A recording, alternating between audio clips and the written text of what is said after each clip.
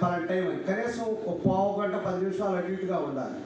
కారణం ఏంటంటే ఇతరుల్లో కూడా మీకు ఇంకా ఎగ్జాంపుల్ నేను చెప్తాను. అలా చేసుకుంటూ పోతే కొండలు గుట్టలు ఉంటాయి. అక్కడ కంకర మిల్లులు ఏర్పాటు చేసాం సహకార సంఘాలతోటి.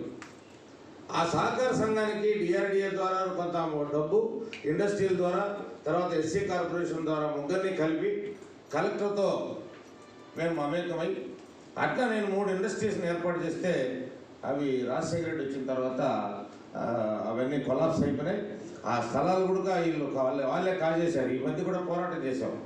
మన శ్రీకాంత్ రెడ్డి ఎమ్మెల్యే గారు ఉన్నప్పుడు మూడోసారి ఎమ్మెల్యే అనుకోండి, రెండోసారి ఎమ్మెల్యే అప్పుడు ఆయన దాన్ని కాజేసి దాన్ని పూర్తిగా ఆ ఇండస్ట్రీలు మనకు కేటాయించిన స్థలాలన్నీ కూడా తిరిగిపోయారు.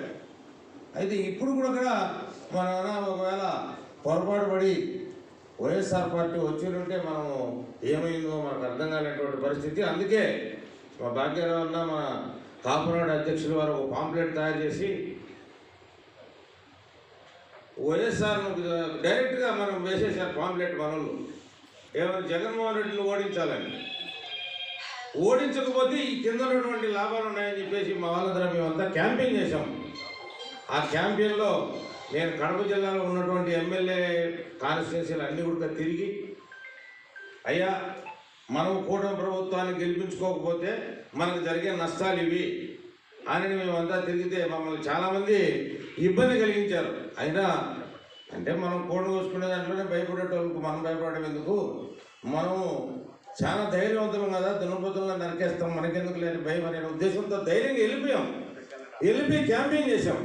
క్యాంపెయిన్ చేసి మరి కడప జిల్లాలో మనం ఖచ్చితంగా తెలుగుదేశం పార్టీని గెలిపించుకోవడానికి జన సైనికులను మరి బీజేపీ వాళ్ళతో అందరితో కూడా కలిసి అనేక రకాలుగా మేము మాట్లాడాం వాళ్ళతో. కానీ వచ్చినటువంటి సందర్భంలో మనం ఈ కార్పొరేషన్కు మరి సమర్థులైనటువంటి వ్యక్తులను ఇచ్చినట్టే చాలా సంతోషపడేవాళ్ళం. అందులో మన సార్కి ఇచ్చారు కాబట్టి ఇప్పుడు మేము సంతోషపడుతూ ఈ సమావేశాన్ని ఏర్పాటు చేసుకొని మనం ముందుకు వెళ్దామని చెప్పేసి మనం ఏర్పాటు చేసుకుంటున్నాం. మరి అదేవిధంగా నేను దళిత పారిశ్రామికవేత్తలు కావాలని చెప్పేసి దాదాపు ఒక 10 సంవత్సరాలుగా చైతన్య కార్యక్రమాలు పెట్టి గ్రామాల్లో కూడా మేము పనిచేస్తున్నాం.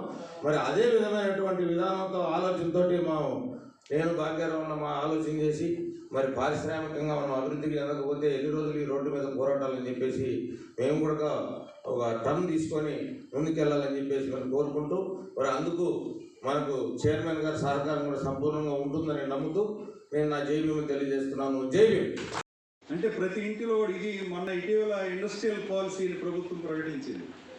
గత 5 సంవత్సరాల్లో జగన్మోహన్ రెడ్డి ప్రభుత్వంలో అసలు ఈ కార్పొరేషన్లకి ఏమీ పని లేదు, మొత్తం క్లోజ్ అయిపోయింది.